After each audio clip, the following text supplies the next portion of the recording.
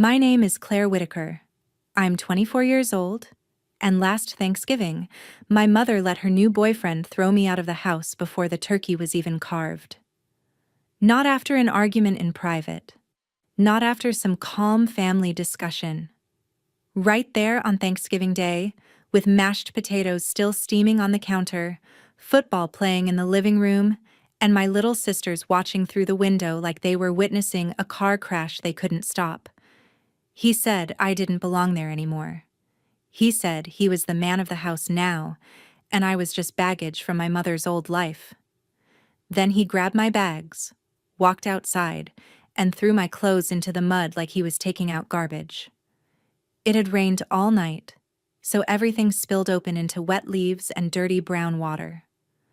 My jeans, my work shirts, the sweater I had saved for 2 paychecks to buy, all of it ruined in front of half the neighborhood. And then he said the one thing I will never forget. He said my father ran off because I was worthless, and now he finally understood why. I looked back at the porch, waiting for my mother to say one word. Just one. Stop. Don't talk to her like that. She's my daughter. Anything. But she only lit a cigarette and watched me stand there in the mud. My grandmother was there too. The same woman who raised me when my mother was too busy finding herself, and even she said nothing. That was the moment something inside me went completely quiet.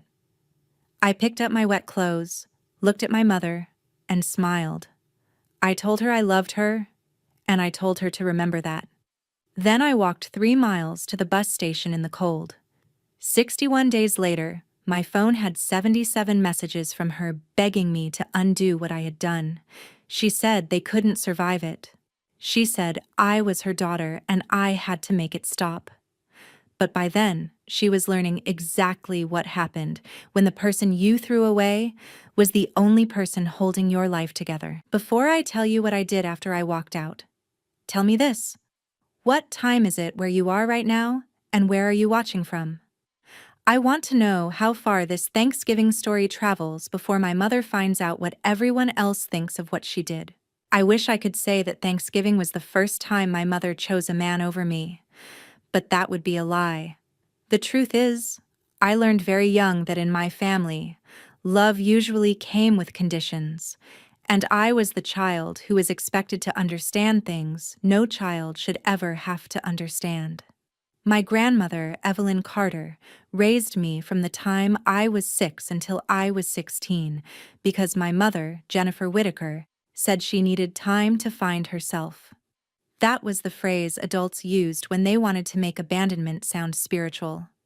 Finding herself meant dating men who drove loud trucks, working jobs she quit whenever a manager annoyed her, disappearing for weekends, and calling once in a while to ask if I was being good. Evelyn lived in a small yellow house near the public elementary school in Millbrook, Ohio, and she was the one who packed my lunches, signed my permission slips, taught me how to save grocery coupons, and showed up when I had a fever. She was strict, but she was steady. And when you grow up with a mother who floats in and out of your life like bad weather, steady feels like love. When I was 16, my mother suddenly decided she was ready to be a real parent again. She showed up at Evelyn's house with a used SUV, red lipstick, and a speech about second chances. By then, my 2 little sisters, Grace and Bella, were already part of the picture. Grace was 7, serious and careful, the kind of kid who watched adults before deciding whether a room was safe. Bella was 5, sweet and loud, and always asking to sit in my lap even when she was too big for it. Different fathers, both gone, both turned into blurry names nobody talked about at dinner. I moved back in with my mother because everyone told me that was where I belonged, but within a month, I realized I had not been brought home to be a daughter. I had been brought home to be help. I made breakfast before school, walked the girls to the bus stop, packed their backpacks, helped with homework, and learned which teacher needed which form signed by Friday. My mother worked part-time at Dollar General, then at a gas station, then at a dollar store again, after she got fired from the gas station for missing shifts. Her schedule was always changing, and somehow that meant my life had to change around it. By 18, I was working at the local Walmart on weekends and taking online community college classes at night. Later, I got a job with Millbrook County Utilities as a customer service assistant, which is a very boring title for someone who mostly listened to people yell about late bills and broken meters. But it paid better, and I was good at it. I understood bills because I had been paying them since before I was old enough to rent a car. My mother's credit was a disaster. She had let electric, gas, water, and internet bills go into collections more than once, so when the house on Maple Ridge Lane needed accounts opened, I was the one who signed. Electric in my name, gas in my name, internet in my name, water tied to my payment card because the city would not trust her without a deposit she did not have. She was supposed to give me her share every month. Sometimes she did. Most of the time, she gave me excuses. I covered the rest because Grace and Bella needed heat in January, showers before school, and internet for homework. Then Todd Mercer walked into our lives like a bad decision wearing work boots. He was 41, unemployed more often than not, and called himself an auto mechanic, even though the only vehicle I ever saw him work on was his own rusted pickup. My mother met him at a bar outside town, and 2 weeks later he was sleeping on our couch. By week 3, his toothbrush was in the bathroom. By week 4, he was acting like the house had been waiting for him all along. He did not like me from the start. I was too quiet, too responsible, too present. He called me a freeloader even though I paid the bills he used. He told my mother I was too old to be living at home, even though I was the one making sure her daughters had clean clothes and school lunches. He hated that the internet password came from me. He hated that the power company spoke to me. He hated that when something broke, the girls came to me before they went to him. One night, after he had been drinking beer and watching football, he said, loud enough for everyone to hear, that a house needed a man in charge. I looked up from helping Bella with multiplication and told him a house needed someone who paid for it. My mother gasped like I had slapped him. Todd stared at me like he had just found the real problem. After that, the comments got sharper. He said I was baggage from my mother's old life. He said I made Jennifer feel guilty just by existing. He said if I respected my mother, I would move out and let her have a fresh start. What he meant was simple. He wanted me gone because I was the last person in that house he could not control. 6 weeks before Thanksgiving, I started preparing. I signed a lease on a tiny one-bedroom apartment across town, near the utility office and a bus line. I moved my birth certificate, my laptop, my bank papers, my good coat, and the few things that actually mattered to me. I left enough clothes in my room so nobody would notice. I did not tell my mother. I did not tell Evelyn. I did not even tell Grace and Bella because I knew they would cry, and if they cried, I might lose my nerve. I kept cooking, working, paying bills, smiling when I had to, and waiting for Todd to make his move. I knew he wanted me out. I just did not know he was cruel enough to turn Thanksgiving into the day he finally did it. Thanksgiving morning, I woke up at 5 because that was what I always did on holidays. My mother loved the idea of a traditional family dinner, but she never loved the work that made one happen. So I made the coffee, checked the turkey, peeled potatoes, mixed the green bean casserole, thawed the rolls, and set out the pumpkin pie Evelyn had brought the night before. Grace came into the kitchen wearing fuzzy socks and asked if she could help mash potatoes. Bella followed her 10 minutes later, still half asleep, dragging a blanket behind her like a cape. For a few hours, it almost felt normal. That was the cruel thing about families like mine. They could give you just enough warmth to make you forget the house was full of smoke. My mother came downstairs around 10, wearing jeans and a sweater, already irritated because Todd said the parade was annoying and he wanted football on. She told me the turkey smelled good, like she had not watched me do every single step. Todd sat in the living room with a beer before noon, boots on the coffee table, yelling at the TV like the players could hear him from Ohio. Evelyn arrived just before 1, carrying sweet potato casserole and the tight expression she wore whenever she saw Todd. She knew exactly what kind of man he was. She had said it to me in private more than once. But Evelyn had a rule that adults needed to make their own choices, which sounded wise until you watched those choices hurt children. By 2, the table was set. The girls were excited, and I was trying hard to get through the day without giving Todd the fight he obviously wanted. He started small. He said maybe next year there would be more room at the table. He said adult children needed to learn independence. He said some people were too comfortable living off their mothers. I kept carving turkey. My mother looked down at her plate. Evelyn pressed her lips together but said nothing. Grace and Bella went quiet because kids always know when a room is becoming unsafe.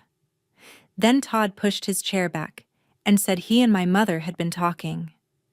He said it was time for me to leave, not after the holidays, not after I found a place. That day, Thanksgiving Day, I looked at my mother and waited for her to correct him. She did not. She reached for her cigarettes even though she had promised the girls she would not smoke in the house on holidays. I asked her if that was what she wanted. She looked at Todd first, then at me, and said, maybe he had a point. I remember the sound of the refrigerator humming. I remember Bella's fork slipping out of her hand. I remember Grace whispering my name like she was trying to pull me back from a ledge. Todd smiled because he knew he had won. He stood up and said this was his house now, and I had overstayed my welcome.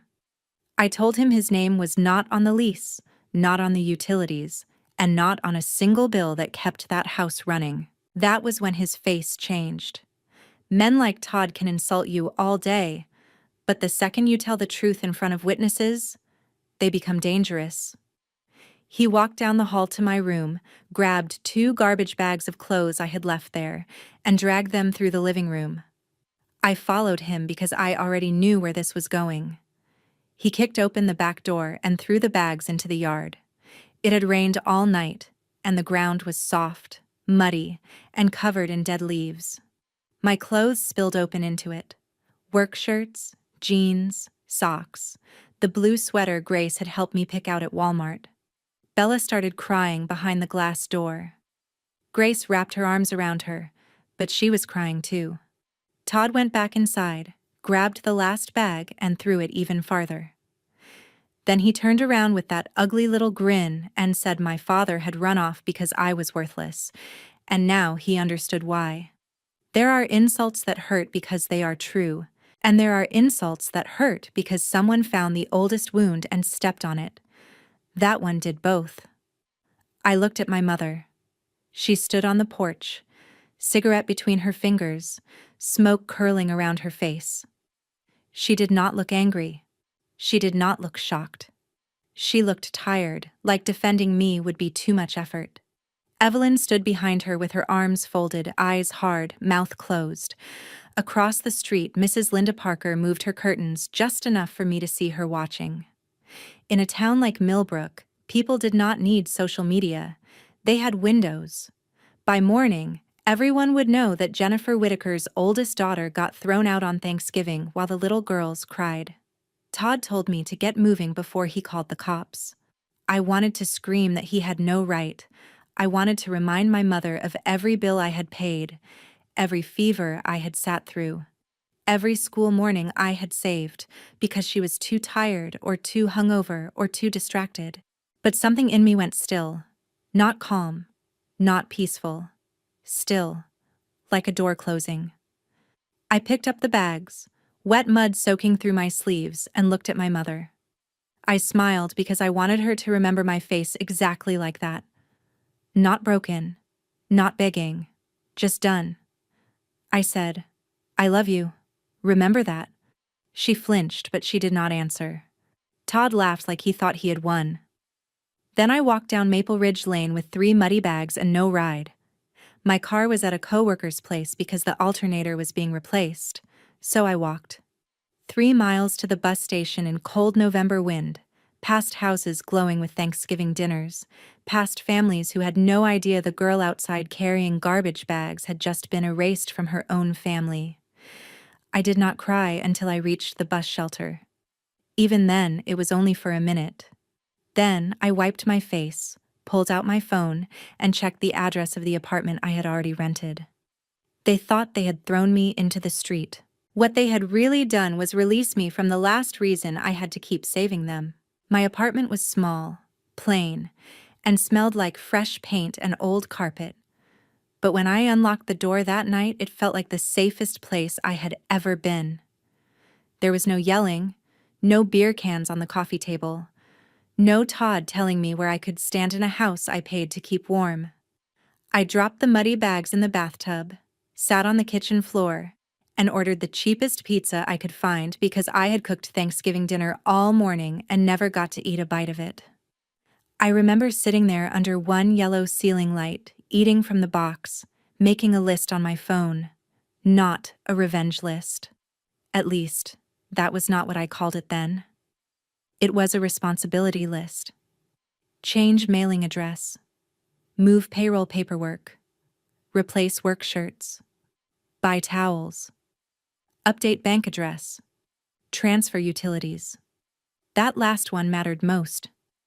The next morning was Black Friday, and while half of Millbrook was standing in line for discounted TVs and air fryers, I was on the phone with utility companies. Electric first, gas second, internet after that. Then the city water office on Monday because government offices do not care about your family trauma. Every account was in my name. Every payment history belonged to me. Every customer service rep spoke to me like I was doing the most normal thing in the world, because I was. I had moved. I was transferring my services to my new address and ending responsibility for the old one. I followed every rule. I paid the final balance. I gave proper notice. I did not lie. I did not threaten. I did not sabotage anything. The old house still had a little time because of billing cycles, holiday delays, and city processing dates. That was fine with me. I did not need them to suffer overnight. I just needed my name off a house where I had been told I did not belong. For the first week, nobody called. I think my mother assumed I was staying with a friend and would come crawling back once I cooled down. Todd probably told her I would. Men like him think everyone else is as dependent as they are. Grace texted me from her school tablet 2 days after Thanksgiving and asked if I was mad at her. That broke my heart worse than anything Todd said. I told her no, never, not for 1 second. Bella sent me a voice message saying she missed me and that Thanksgiving was bad now.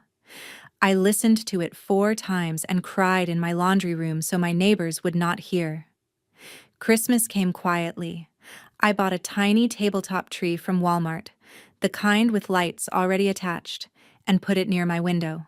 Grace sent me a picture of her and Bella in matching pajamas in front of my mother's old tree. They were smiling, but their eyes looked tired. I wanted to go get them right then. I wanted to knock on the door, push past Todd, and bring them to my apartment. But wanting to save children and having the legal right to do it are 2 different things. So I worked. I took extra shifts at Millbrook County Utilities. I answered angry customer calls during winter storms. I saved every dollar I could. I bought a second-hand couch, a microwave, 2 lamps, and a set of dishes on clearance. My life became quiet and organized in a way I had never known. Then, 61 days after Thanksgiving, my phone started buzzing before 7 in the morning. First 1 call from my mother, then 3 more, then Todd, then my mother again. I let them ring. The messages came next. At first they were confused. Why is the power off? Did you get a notice? Who do we call? Then they became angry. What did you do? This is not funny. The girls have school. The internet is out. The heat is not working. By noon, they were panicked. My mother sent message after message saying the utility company told her the account holder had ended service at that address. She said they would not reconnect without new deposits. She said her credit was flagged. She said Todd had tried, but they wanted money he did not have. Then came the message I remember word for word. How did you do this? Undo it. Please. We cannot survive this. Whatever you did, stop it now. I am your mother. Please make it end. I stared at that message for a long time. Not because I felt guilty, because for the first time she was admitting the truth without meaning to. She had not needed me as a daughter. She had needed me as electricity, gas, water, internet, childcare, grocery money, emotional support, and a human shield between her bad choices and their consequences. I did not answer. Later that night, Evelyn called. Her voice was sharp. She said my mother and the girls were at her house because the old place had no heat. She asked me what kind of person lets children sit in the cold. I said the kind of person who was thrown out by their mother's boyfriend on Thanksgiving, and then legally moved her own accounts to her own apartment. Evelyn told me I was being cruel. I asked her where that concern was when Bella and Grace watched Todd throw my clothes into the mud. She went silent, then said this was different. I said no, it was not different. It was just finally inconvenient for the people who stayed quiet. After I hung up, I blocked Todd. Then my mother. Then, for a few days, Evelyn too. I know some people would say that was harsh. Maybe it was. But peace feels harsh to people who are used to using you. I slept 8 hours that night for the first time in years. 3 days later, my mother and Todd found my apartment. I was getting ready for work when someone started pounding on my door hard enough to make the frame shake. I looked through the peephole and saw my mother standing there in the same winter coat she had worn on Thanksgiving. Todd stood behind her with his arms crossed, jaw tight, trying to look like a man who had a plan. I opened the door but left the chain on. My mother started talking before I said a word. She said the girls were scared, that Evelyn's house was too small, that the utility companies were being impossible, that I needed to call and explain there had been a misunderstanding. I told her there had been no misunderstanding. I moved the services that were in my name. Todd stepped closer and told me to stop playing games. He said a real family did not do this to each other. I almost laughed. A real family. That was funny coming from the man who threw my belongings into mud and called me worthless in front of 2 children. I told him he was free to open accounts himself. He said they wanted deposits. I said then he should pay them. My mother looked down. Todd said money was tight. I asked if money had been tight when he bought beer every weekend and filled his truck with gas to drive around feeling important. He called me a selfish little brat. I closed the door while he was still talking. They stayed outside for 10 minutes, knocking, pleading, then yelling. My neighbor across the hall opened her door just enough to listen. Small towns and apartment buildings have the same heartbeat. Everyone hears everything. That night, I found a note taped to my door in my mother's handwriting asking me to meet her at Betty's Corner Diner on Saturday. Just her, she wrote. No Todd. I should have ignored it, but there was still a part of me that remembered being a little girl waiting for my mother to choose me. So I went. Betty's was the kind of diner every Ohio town has, with red booths, coffee that never tasted fresh but always tasted familiar, and waitresses who called everyone honey. My mother was already in a corner booth when I arrived. She looked smaller than I remembered. No makeup, hair tied back, hands shaking around a coffee mug. For a second, I felt sorry for her. Then she opened her mouth and reminded me why pity is not the same as trust. She said she was sorry things got out of hand. She said Todd had been stressed. She said he drank too much sometimes and said things he did not mean. She said she should have spoken up, but everything happened so fast. I let her talk. I listened to every excuse, every soft little sentence designed to make the truth less ugly. Then I asked one question. Are you leaving him? She blinked like I had asked something unfair. She said it was complicated, She said Todd had nowhere to go. She said he loved her in his own way. She said he felt terrible, but he had pride and did not apologize easily. That was when I stopped feeling sorry for her. She did not come to apologize. She came to recruit me back into the job I had quit. She wanted the bills fixed, the heat restored, the children protected, and Todd kept comfortable. She wanted me to rescue the house without making anyone accountable for why it was burning down. I told her I would not put my name back on anything connected to Todd. She grabbed my hand across the table and whispered that Grace and Bella needed me. I pulled my hand away because she was right, and that was exactly why it hurt. They did need me. But needing me did not give my mother the right to keep feeding them into chaos and expecting me to clean up the damage. I paid for my coffee and left. After that, Evelyn called again. She said, my mother, Todd, and the girls were sleeping at her place, and she was too old for this kind of stress. She said I had made my point and needed to fix things before the girls were harmed.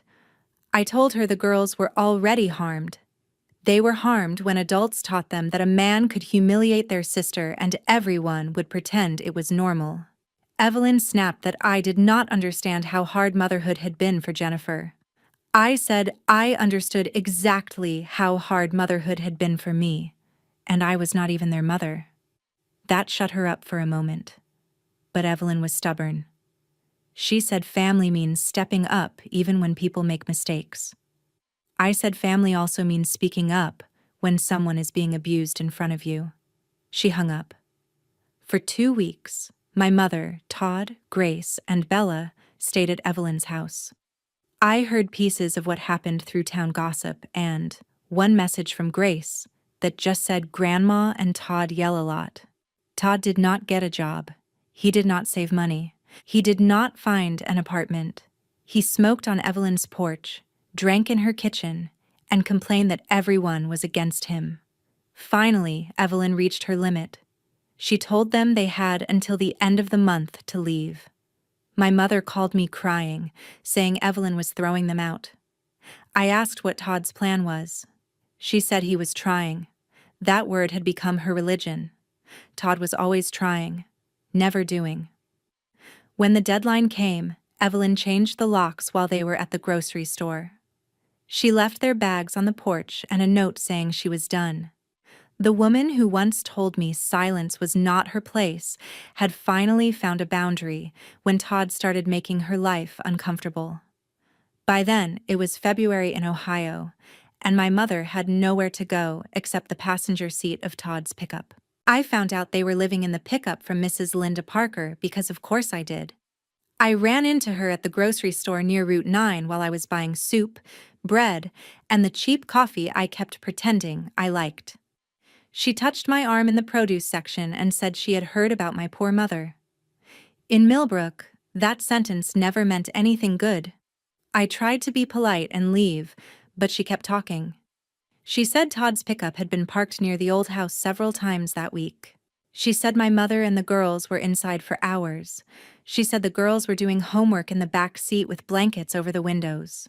She lowered her voice when she said someone had called for a welfare check because it was too cold for children to be sleeping in a vehicle.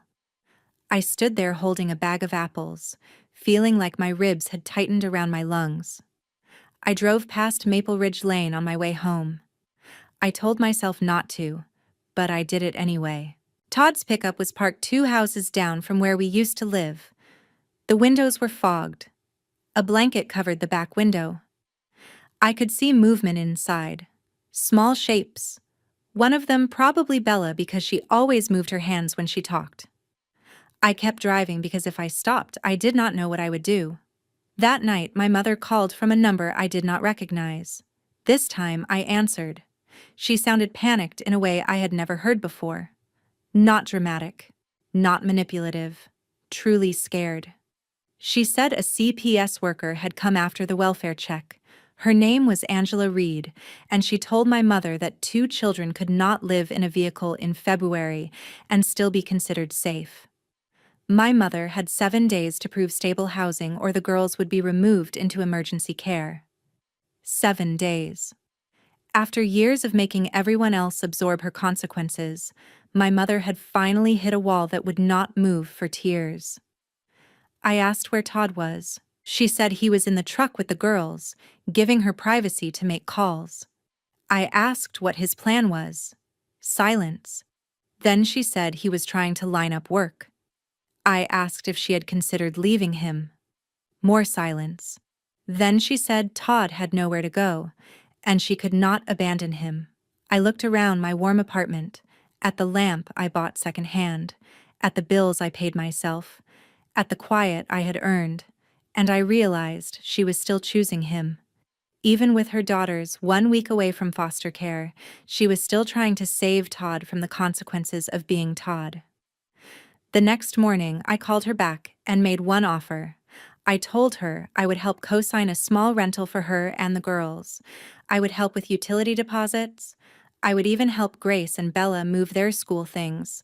But Todd could not live there. Todd could not be on the lease, could not have a key, could not be part of the arrangement. She had to choose, not between Todd and me, between Todd and her children. She cried and said I was making it impossible. I said no, Todd had made it impossible. I was making it clear. 3 hours later, Todd called me. I should not have answered, but anger makes you curious.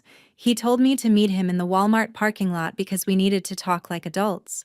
I went because Walmart had cameras, people, and security. And because part of me wanted to look him in the face when he realized I was not afraid of him anymore. He was leaning against his pickup near the far edge of the lot, wearing the same gray hoodie I had seen him wear for weeks. He looked rough, unshaved, red-eyed, but still proud in that useless way some men are proud even when they have failed at everything. He said I had turned my mother against him. I told him my mother was still with him, so clearly I had not done a very good job. He said I was using money to control everyone. I said no, I had stopped letting everyone control me through money. That made him angry. He said my mother had warned him about me, that I had always been difficult, always needed attention, always tried to run the house even as a kid. He said that was why she sent me to Evelyn, not because she was irresponsible, not because she wanted freedom, but because I had been too much to handle. For a second I could not speak. I was 6 years old when she left me. 6. And somehow, in the story she told Todd, I was the problem. He kept talking, saying my mother would be happier if I stopped judging her, stopped interfering, stopped acting like I was better than everyone else. Then he stepped closer and grabbed my wrist. Not hard enough to leave a bruise, but hard enough to remind me what kind of man he wanted to be. I looked down at his hand, then up at the cameras on the light pole, and told him if he did not let go, I would scream loud enough for every shopper in Ohio to hear. He let go and called me dramatic. A Walmart employee pushing carts had stopped and was watching us. I got in my car and left while Todd yelled that I would lose my sisters forever. The next day, Ms. Angela Reed from CPS called me directly. She said my name was listed as the emergency contact at the girls' school. She asked if I would be willing to discuss temporary kinship placement if my mother failed to secure housing by the deadline. I met her at a coffee shop after work. She was direct, professional, and tired in the way people get when they have seen too many children pay for adult selfishness. She explained that if I passed a background check and home visit, Grace and Bella could stay with me instead of going into foster care. My apartment was small, but for an emergency, it could work. I drove around for hours after that meeting. I thought about my quiet life, my money, my sleep, my freedom. Then I thought about Grace doing math homework in a truck, and Bella asking if I was mad at her. By morning, I had my answer. I called Ms. Reed and said yes. On the 7th day, I arrived at the county social services office. My mother was in the waiting room with Grace and Bella. The girls had backpacks and pale faces. My mother looked destroyed, but I could not let that move me too much, because pity had nearly ruined me before. Ms. Reed had me sign paperwork and explain the next steps. Grace ran into my arms first. Bella followed and buried her face in my coat. I told them they were safe. When we walked outside, Todd was in the parking lot, smoking beside his pickup like a villain too predictable to be interesting. He shouted that I had stolen his family. Ms. Reed told him to leave the property. He ignored her and came toward my car. Security arrived first, then a local officer who had clearly dealt with Todd before. Todd kept yelling until the officer told him he could either leave or be cited for disorderly conduct and interfering with a child welfare matter. For once, Todd chose the smartest option available to him. He left. The girls sat in my back seat holding hands the whole drive home. Bella finally whispered, "Is he coming too?" I said no. She closed her eyes and nodded like that was the first good news she had heard in months. The first night Grace and Bella slept in my apartment, I did not sleep at all. I lay on the couch listening to every sound they made, every turn, every breath, every little nightmare noise that came from the bedroom. I had given them my bed and made myself a nest of blankets in the living room. Bella woke up twice crying, and both times Grace climbed in beside her before I even reached the door. That was when I understood how much they had been parenting each other while the adults around them fell apart. Over the next few weeks, everything changed. My quiet apartment became crowded with school papers, cereal bowls, damp mittens, toothpaste on the sink, and little shoes by the door. I moved into a 2-bedroom place closer to their new public school because Ms. Reed said it would help the court see stability. The rent hurt. The deposit nearly emptied my savings. I took extra shifts and learned how to stretch chicken, rice, pasta, and canned soup into meals that felt like dinner. I signed forms, met teachers, scheduled counseling, and sat through meetings where people used words like trauma, adjustment, and temporary guardianship. Like those words could ever explain what it feels like to become a parent overnight at 24. Grace tried to act fine. She made her bed perfectly, answered adults politely, and kept asking if she was being helpful. Bella was different. She cried when doors closed too loudly. She hid snacks in her backpack. She asked every night if the heat would stay on. Every time she asked, I told her yes. The heat would stay on. The lights would stay on. The door would stay locked. Nobody was coming in unless we let them. Meanwhile, Todd finally met consequences he could not talk his way around.